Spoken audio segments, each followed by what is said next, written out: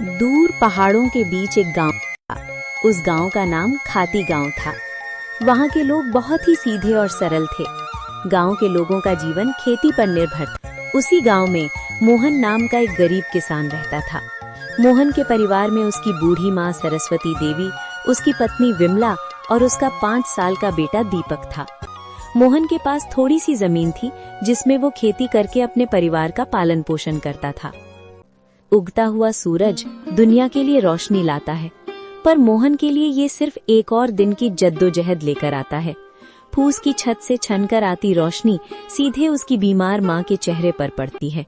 मोहन, आज दीपक को क्या कहूंगी? कल रात उसे बहलाकर सुला दिया था कि सुबह उठते ही गर्मा गर्म खाना मिलेगा। अब वो जागने वाला है, चूल्हा ठंडा पड़ा है और मेरी ममता लहूलुहान हो रही है। क्या हम इतने बदनसीब हैं कि अपने बच्चे को एक वक्त की रोटी भी नहीं दे सकते? भरी आंखों से। बिमला, तुम्हारी ये खामोश सिसकियां मेरे कलेजे को चीर देती हैं। मैं किसान हूँ, धरती का सीना चीरकर अनाज पैदा करना मेरा काम है, पर आज किस्मत ने मेरा ही सीना चाक कर दिया है। जमींदार के चक्कर काट काट कर पैर के जूते घिस गए, पर वो उधार देने को तैयार नहीं। पर हार नहीं मानूंगा, आज फिर जाऊंगा। शायद खुदा को मेरी मेहनत पर नहीं तो इस मासूम दीपक की भूख पर तरस आ जाए। सरस्वती देवी अंदर से खांसते हुए, बेटा मोहन, पास आ। देख, मेरा अंत समय करीब है, पर मुझे अपनी मौत का डर नहीं है। मुझे डर है कि कहीं मेरी गरीबी तेरे जमीर को न खा जाए। बेटा, भूख बहुत बड़ी चीज है, बड़े बड़ों का ईमान डिगा देती है। पर तू वादा कर, चाहे पेट पीठ से सट जाए पर कभी किसी का बुरा नहीं करेगा। भगवान की लाठी बेआवाज होती है पर चोट गहरी करती है। माँ, आपके संस्कार ही मेरी पूंजी है। मैं खाली हाथ लौट सकता हूँ, पर कलंकित हाथ लेकर इस घर में कदम नहीं रखूंगा। मोहन जमींदार के घर चला जाता है। नंगे पांव, फटी हुई कमीज और आंखों में उम्मीद की आखिरी चमक लिए मोहन जमींदार की हवेली के बाहर खड़ा है।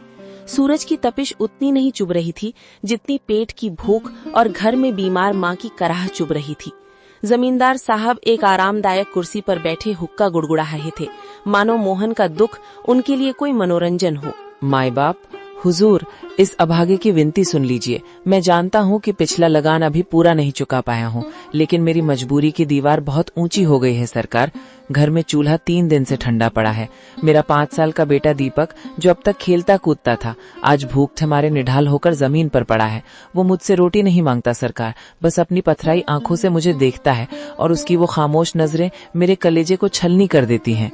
मोहन, ये हवेली जज्बातों से नहीं, हिसाब किताब से चलती है। तेरी माँ बीमार है, तेरा बेटा भूखा है, इसमें मेरा क्या कसूर? पिछली बार भी तूने यही रोना रोया था। ये धरती प्यासी है तो मैं क्या करूं? मुझे अपनी तिजोरी भरनी है, तेरी गरीबी का बोझ नहीं उठाना। हुजूर, आप तो गांव के अन्नदाता हैं। अगर आप ही हाथ खींच लेंगे तो हम जैसे छोटे किसान कहाँ जाएंगे? मुझे बस थोड़े से आलू और मटर के बीज उधार दे दीजिए। मैं दिन को दिन नहीं समझूंगा, रात को रात नहीं देखूंगा। मैं अपने खून पसीने से उस बंजर जमीन को सींच दूंगा।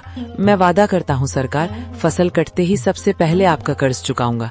मेरी माँ घुट घुट कर मर रही है, उसे दवा चाहिए। हुजूर, एक बाप होने के नाते मुझ पर तरस खाइए। क्या एक गरीब के बच्चे को जीने का हक नहीं है? हक की बातें मत कर मोहन, हक अमीरों की जागीर होती है। बीज चाहिए, बीज की कीमत लगती है। तेरे पास देने को क्या है? वो 2 बीघा जमीन जो पहले ही गिरवी है। जा, यहाँ से दफा हो जा। अपनी इन भीगी आंखों से मुझे पिघलाने की कोशिश मत कर। जब तक पिछला हिसाब बराबर नहीं होता, तुझे एक दाना भी उधार नहीं मिलेगा। हुजूर, आज आप मुझे यहाँ से खाली हाथ भेज रहे हैं, पर याद रखिएगा, गरीब की आह बहुत गहरी होती है।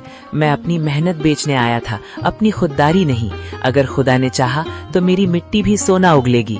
आज आप मेरी गरीबी का मजाक उड़ा रहे हैं, पर वक्त का पहिया घूमेगा हुजूर, वक्त का पहिया जरूर घूमेगा।